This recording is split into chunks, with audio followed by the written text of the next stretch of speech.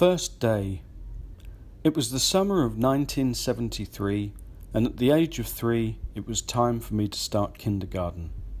My mummy dressed me and said that I was going to have a special day today. We left the house and walked to the local school. As we approached, I could hear lots of noise, shouting, laughing, and other sounds. My mum pushed me through the gates to the school and shouted, "Have a special day." I turned around, but she was gone. I started to feel panic, and I knew no one. Tears filled my little eyes, and I started to cry. I heard my name being called, and I looked around thinking it was my mother. It was a strange lady who was smiling at me and saying, "Come and meet the other children." I stumbled and clumsily followed her into the classroom. As we entered the room, I looked around and there were millions of children. Well, actually, about 15. But at the age of 3, that was a lot. They were all playing and laughing together like they had known each other for years. I sat down on the floor and reached out to pick up a coloured brick. Just then, another boy grabbed the same brick and gazed at me with fury in his eyes. I let go of the brick and sat down again. I was shocked for a few minutes. Then I saw another toy. It was a toy robot, and it was the most amazing thing I had ever seen. Silver and shiny with blue arms and red eyes. Wow! I crawled over and reached out. Suddenly, there was a voice from behind me. "That's mine." I looked around and saw the biggest boy in the world. My eyes opened wide as I stood up quickly and ran over to the teacher, grabbing hold of her skirt. Just then the bell rang, and it was time for lunch. The dining hall smelt amazing, and I could see all sorts of wonderful things to eat. I looked hungrily at the food. Then the teacher came over and said, "Did you bring your lunch money?" I looked at her and said, "No." She sighed and said, "Oh well, looks like your mother has packed your lunch for you already. Sit down and enjoy your food." I sat down at a table of girls. I felt a little safer away from the big boys. I opened my lunch bag and reached in. I felt something that was wrapped in plastic. I pulled it out and opened my hand. There in my hand was a stale jam sandwich. The bread was curled up at the sides from the summer heat.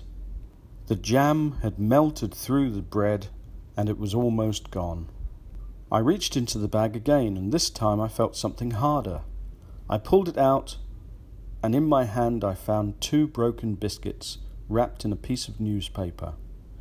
The ink from the newspaper had rubbed off onto the biscuits, and I could see yesterday's date on one and a picture of a woman's shoe on another. I looked around, and each child was drinking a miniature bottle of milk. I love milk, and so I raised my hand and asked the teacher if I could have some. "Oh, I'm sorry, but there's none left," she said in a sympathetic voice. I sighed. I should have seen that coming, I thought as my stomach started to rumble with hunger, and I felt dizzy with the lack of fluids.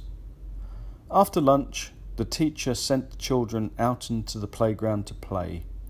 I ran from the building like a racehorse from a starting gate, out into the sunshine. I looked around with eyes like an eagle, looking for a way to escape.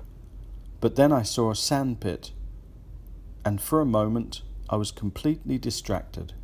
Before I continue my story, I must explain that sand pits were removed from schools many years ago because of the fact that cats love to use sand pits as a toilet.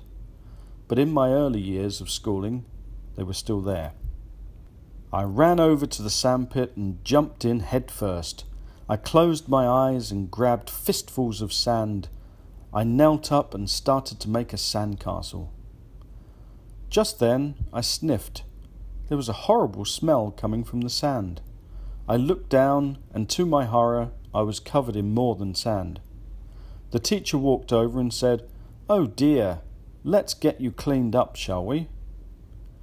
The teacher led me to the bathroom and cleaned me. It took a long time, and my face was sore from her scrubbing me with the very scratchy old cloth. As we left the bathroom, she looked ahead and said, "Oh, it looks like you've missed the afternoon milk and cookies." My eyes rolled around in my head and my heart sank with misery. Then I heard a voice calling my name. I looked around. It was my mother, standing at the gate smiling. I ran to her with tears in my eyes. I was so happy to be going home. On the way home, I tried to explain that my day had been terrible and that I hated school and never wanted to go back. But she just looked down, smiled and said, "See, I told you that you would have a special day, didn't I?" The end. Thanks for listening. See you next time.